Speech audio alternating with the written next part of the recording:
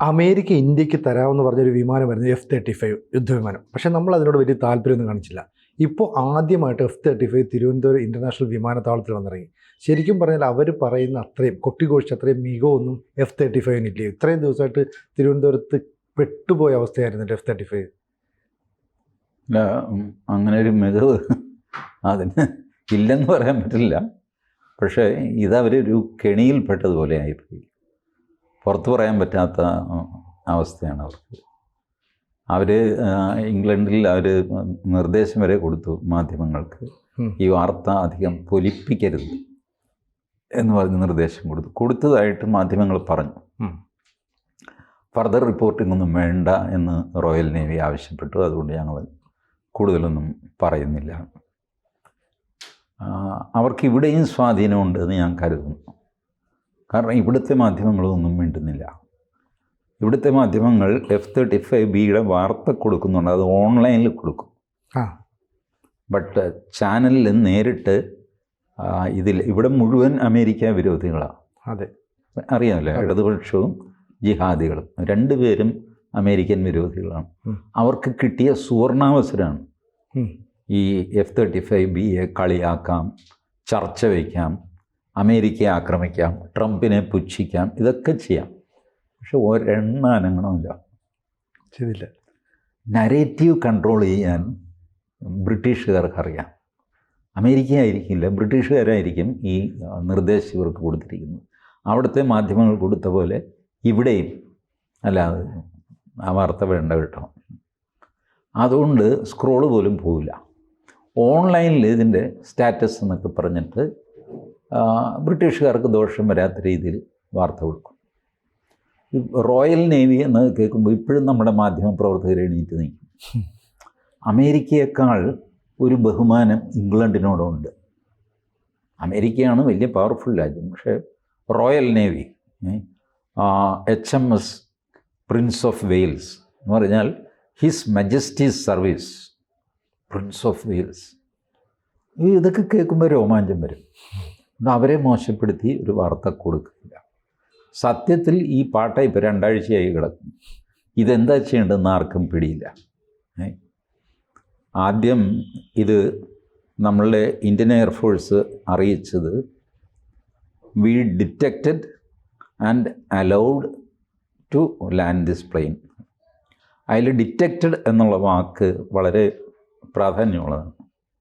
നമ്മൾ ഡിറ്റക്റ്റ് ചെയ്തു, നമ്മൾ തിരിച്ചറിഞ്ഞു ഇവനെ. നമ്മളുടെ റഡാർ സോണിന് അല്പം പുറത്ത് വെച്ച് തന്നെ തിരിച്ചറിഞ്ഞു, ഡിറ്റക്റ്റ് ചെയ്തു. F-35B ഡിറ്റക്റ്റ് ചെയ്യാൻ പറ്റാത്ത സാധനമാണ്. ഡിറ്റക്റ്റ് ചെയ്തു എന്നുള്ള വാക്ക് നമ്മൾ ഉപയോഗിച്ച് കഴിഞ്ഞപ്പോൾ അവർ തരികിട കളിച്ചു. അവർ പറഞ്ഞു, ഞങ്ങൾക്ക് ലൂൺസ്ബർഗ് ലെൻസ് എന്ന് പറയുന്ന സാധനമുണ്ട്, അത് ഡിറ്റക്റ്റ് ചെയ്യിക്കാനുള്ളതാണ്. ഞങ്ങളെ സാധാരണ എന്നെ പിടിക്കാൻ പറ്റില്ല, എന്നെ പിടിച്ചോട്ടെ എന്ന് പറഞ്ഞിട്ട് ഞാൻ നെഞ്ചത്ത് 2 ബൾബ് വെച്ച് കത്തിക്കുന്നതാണ് ഈ ലൂൺസ്ബർഗ് ലെൻസ്.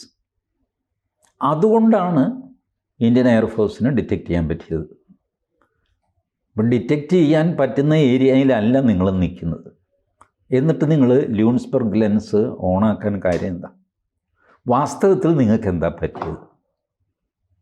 അത് ഇതുവരെ അവർ പുറത്ത് പറഞ്ഞിട്ടുമില്ല, ആരും ചോദിക്കുന്നില്ല. ഇനി നമ്മുടെ ആൾക്കാർ രഹസ്യമായിട്ട് DRDOയോ IAF ചോദിച്ചിട്ടുണ്ടോ, അതിന് റിപ്ലൈ എന്തായെന്ന് അറിയില്ല. ബട്ട് കോമൺ ഇതിൽ പബ്ലിക് ഡൊമൈനിൽ വന്നിട്ടില്ല. പേടിക്കേണ്ട കാര്യമുണ്ടോ? കാരണം ഇവർ ഫ്യൂവൽ തീർന്നു എന്ന് പറഞ്ഞാണ് വന്നത്. എങ്ങനെ ഫ്യൂവൽ തീർന്നു? ഇവർ അറബിക്കടലിൽ എക്സർസൈസിനായിട്ട് വന്നതാണ്, ഇന്ത്യയുമായിട്ട് ചേർന്നുള്ള നേവൽ എക്സർസൈസിന് വന്നതാണ്. ഇപ്പോൾ ഫ്യൂവൽ നോക്കിയിട്ടല്ലേ വണ്ടി എടുക്കുന്നത്. ഒരു ഫ്യൂവൽ ഗേജ് കാണുമല്ല. നമ്മുടെ സാധാരണ സ്കൂട്ടറിന് പോലും ഫ്യൂവൽ തീർന്നു അറിയാൻ പറ്റും. അതൊന്നും ഇല്ലേ ഇതിന്? ഫ്യൂവൽ തീർന്നു. അപ്പോൾ അത് എക്സ്പ്ലെയിൻ ചെയ്യാൻ ഇവർ ബുദ്ധിമുട്ടി. അപ്പോൾ ഇതൊക്കെ അൺഒഫീഷ്യൽ വിവരങ്ങളാണ് കേട്ടോ. ഇതൊന്നും കൺഫേംഡ് വിവരങ്ങളല്ല. അൺഒഫീഷ്യലി ആരൊക്കെയോ ലീക്ക് ചെയ്ത് ഉത്തരേന്ത്യൻ മാധ്യമങ്ങളിൽ വരുന്ന വിവരങ്ങളാണ്. ദക്ഷിണേന്ത്യയിൽ ആരും ഒന്നും ഉണ്ടില്ല. കേരളത്തിൽ യൂട്യൂബേഴ്സൊക്കെ പല സ്പെക്കുലേഷനൊക്കെ അവർക്ക് കിട്ടിയ വിവരങ്ങൾ വെച്ച് അവർ പറയുന്നുണ്ട്. അതിൽ വിശ്വസിക്കാവുന്നതും അല്ലാത്തതുമായ പല കാര്യങ്ങളുണ്ട്. അപ്പോൾ ഈ ഫ്യൂവല് തീർന്നു എന്ന് പറഞ്ഞത് വിശ്വസിക്കാൻ പറ്റില്ല എന്ന് പറഞ്ഞപ്പോൾ ഇവർ പറഞ്ഞു ആ വിമാനത്തിന് ത്രസ്റ്റ് കുറവായിരുന്നു, വെർട്ടിക്കലായിട്ട് ഇറങ്ങുകയാണില്ല. അപ്പോൾ ഒരു ത്രസ്റ്റ് കുറച്ച് കൊണ്ടുവന്നിട്ടാണ് താഴെ ഇറങ്ങുന്നത്. അപ്പോൾ ഫസ്റ്റ് ത്രസ്റ്റ് ബിൽഡപ്പ് ചെയ്യണം, ആ ത്രസ്റ്റ് കിട്ടുന്നില്ല. അപ്പോൾ അത് കിട്ടാത്തത് എന്തോ തകരാറ് കൊണ്ട് ആണ്. പക്ഷേ ആ തകരാറ് പരിഹരിക്കാൻ തൽക്കാലം ചെയ്യാവുന്നത് വിമാനത്തിൻ്റെ വെയിറ്റ് കുറയ്ക്കുക. വെയിറ്റ് കുറയ്ക്കാനായിട്ട് എന്ത് ചെയ്യണം? ആകെ ചെയ്യാവുന്നത് ഫ്യൂവല് കടലിൽ ഡംപ് ചെയ്യുക. അങ്ങനെ ഫ്യൂവൽ ഡംപ് ചെയ്തു, എന്നിട്ട് ഇറങ്ങാൻ നോക്കി, അപ്പോഴും പറ്റിയില്ല. അതുകൊണ്ടാണ് വന്നത് എന്ന് പറയുന്നു. അപ്പോൾ ഈ കഥയും വിശ്വസിക്കാൻ പ്രയാസമാണ്. കാരണം കാറ്റത്തും മഴയത്തും കൊടുങ്കാറ്റിലും എവിടെയും കടലിൽ, വിമാനവാഹിനി കപ്പൽ എന്ന് പറഞ്ഞാൽ കടലിലാണല്ലോ. അതെ, കടൽ ഇളകാതെ ശാന്തമായിട്ട് ഇങ്ങനെ കിടക്കുന്ന കണ്ടിട്ടുണ്ട്? ഒരിക്കലുമില്ല. എപ്പോഴും അതിങ്ങനെ ഇളകിക്കൊണ്ടിരിക്കും, ആനപ്പുറത്തിരിക്കുന്ന പോലെ ഇങ്ങനെ. അതിലാണ് ഈ വിമാനം പോയി ലാൻഡ് ചെയ്യുന്നത്. ഇപ്പോൾ F-35B കാരൻ പറയുന്നത് അത് ഇളകിക്കൊണ്ടിരിക്കുന്നതുകൊണ്ട് എനിക്ക് ഇറങ്ങാൻ പറ്റില്ല ചേട്ടാ.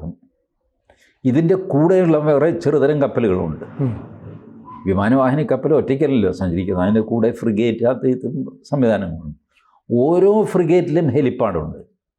F-35B ഇറങ്ങുന്നത് വെർട്ടിക്കലായിട്ടാണ്, അതിന് റൺവേ വേണ്ട. ഈ ഹെലിപ്പാഡിലേക്ക് അങ്ങ് ഇറങ്ങിയാൽ മതി, വേറെ ഏതെങ്കിലും കപ്പലിൻ്റെ. അതുമില്ല. എന്നാൽ ശരി, ഇതൊന്നും ചെയ്യാൻ കഴിവില്ലാത്തൊരു വിമാനമാണെങ്കിൽ ഇത് ടേക്ക് ഓഫ് ചെയ്തായിരുന്നു മൺസൂൺ കാലത്ത്. വലിയ കാറ്റും മഴയായിപ്പോയി.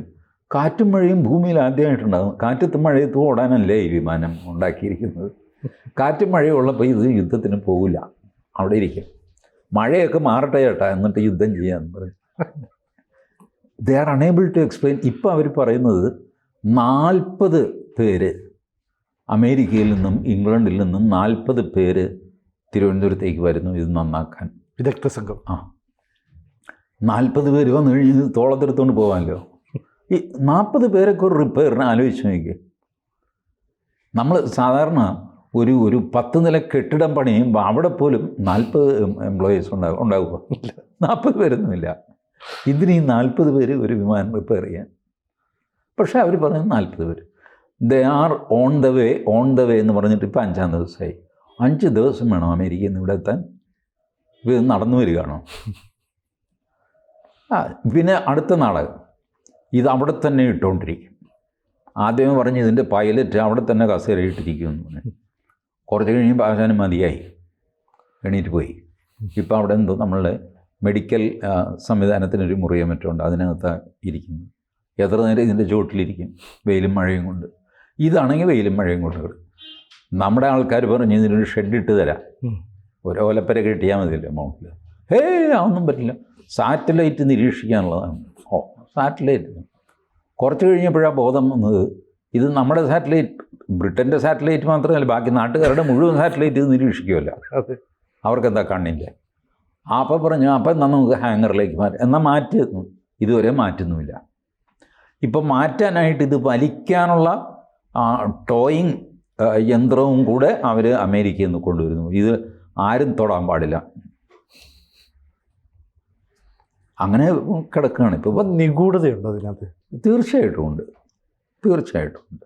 എന്തായിരിക്കും അതെന്താണെന്ന് ആർക്കും അറിയില്ല. അതാണ്. ഇന്ത്യയെ പേടിച്ചിട്ടാണോ? അങ്ങനെയും എങ്ങനെയും വ്യാഖ്യാനിക്കാം. ഇപ്പം ഈ കണ്ടീഷനിൽ കിടക്കുന്ന ഒരു വിമാനത്തെപ്പറ്റി ആർക്ക് എന്ത് അപവാദം വേണമെങ്കിലും പറയാം. ആ രീതിയിലാണ് അവരത് കൊണ്ടുവന്നിട്ടിരിക്കുന്നത്. പക്ഷെ നമ്മുടെ ഇൻ്റലിജൻസ് വിഭാഗമൊക്കെ ഇത് ചെക്ക് ചെയ്യത്തില്ലേ? ഒരു വിമാനം, പ്രത്യേകിച്ച് യുദ്ധവിമാനം ഇങ്ങനെ വന്ന്, അതും യാത്രക്കാരിറങ്ങുന്ന ഒരു റൺവേയിൽ വന്നിറങ്ങുന്നു, ഇതെല്ലാം കൂടെ ഒന്ന് നോക്കുമ്പോൾ. അല്ല, അത് നമ്മൾ ഇറക്കിയതാണില്ല. അതെ, അന്നേരം ഇത്രയും ദിവസം ഉള്ളതുകൊണ്ട് നമ്മൾ അതിൻ്റെ കൂടുതൽ വിവരങ്ങൾ ചോദിച്ചറിയാനുള്ള സാഹചര്യം, സമയമൊക്കെ കഴിഞ്ഞില്ലേ? അല്ല, ചോദിക്കും. നമ്മളും ഇംഗ്ലണ്ടും തമ്മിൽ വഴക്കൊന്നുമില്ല. ജോയിൻ്റ് എക്സർസൈസാണ് നടന്നത്. അപ്പോൾ അവർ പറയുകയാണ്, ഞങ്ങളുടെ വിമാനം ഭയങ്കര രഹസ്യമാണ് ചേട്ടാ, അമേരിക്കയിൽ നിന്ന് ഞങ്ങൾക്ക് വേണ്ടി പ്രത്യേകം ഡിസൈൻ ചെയ്ത് തന്നതാണ്, അതുകൊണ്ട് അതിൻ്റെ വിവരങ്ങളൊന്നും ചേട്ടൻ ചോദിക്കരുത്. ചേട്ടൻ ഞങ്ങൾക്ക് കുറച്ച് പെട്രോൾ അടിച്ച് തരിക, ഞങ്ങൾ പൊക്കോളാം. ശരി, ആയിക്കോട്ടെ, നിൻ്റെ രഹസ്യം നീ തന്നെ വെച്ചോ. ഇതാണല്ലോ സാധാരണ രാജ്യങ്ങൾ പറഞ്ഞു. എനിക്കറിയണ്ടാ നീ ഇത്ര വലിയ കുന്തം. അപ്പോഴാണ് ഹൈഡ്രോളിക്സ് പോയി ചേട്ടാ. ശരി, ഹൈഡ്രോളിക്സ് നന്നാക്കുക. അല്ല, അതിന് ആൾ വരണം. ആദ്യം 4 പേര് വന്നു. ഈ HMS പ്രിൻസ് ഓഫ് വെയിൽസിൽ നിന്ന് 4 പേര് വന്നു. അവർ സഹസ്രം പണിഞ്ഞിട്ട് ശരിയാകുന്നില്ല, അവർ തിരിച്ചുപോയി. അത് കഴിഞ്ഞാണ് ഇപ്പം 40 പേര് വരുന്നത്. ഈ മെക്കാനിക്കൽ ഓട്ടോമൊബൈലൊക്കെ പഠിക്കുന്നവരെ സംബന്ധിച്ച് ഈ ഹൈഡ്രോളിക്സ് അത്ര വലിയ പ്രശ്നമായിട്ട് തോന്നാറുണ്ട്. ഇതൊക്കെ വെറുതെ പറഞ്ഞു. ഹൈഡ്രോളിക്സ് എന്നൊക്കെ പറഞ്ഞു.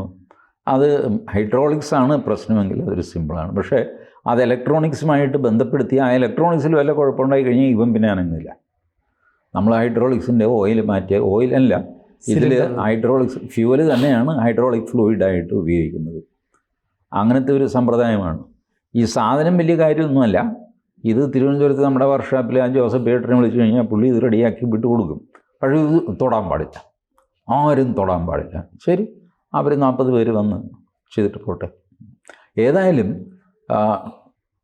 ഈ മൊത്തത്തിൽ F-35Bയുടെ മാർക്കറ്റ് ഇടിക്കുന്ന സംഭവമാണ്. മറ്റേത് രാജ്യവും ഇനിയിപ്പോൾ ഈ സാധനമാണോ ഇത് വാങ്ങിയിട്ട് എന്ത് കാര്യം? അല്ല ചേട്ടാ, അത് ഒരെണ്ണം ആകെ ആളുകൾ വാങ്ങുന്നത് 2-3 എണ്ണമാണ്. അതിൽ ഒരെണ്ണം കേടായി കഴിഞ്ഞാൽ എന്ത് ചെയ്യും? ഇതിന് 10,000 കോടി രൂപയല്ലേ ഇതിന്.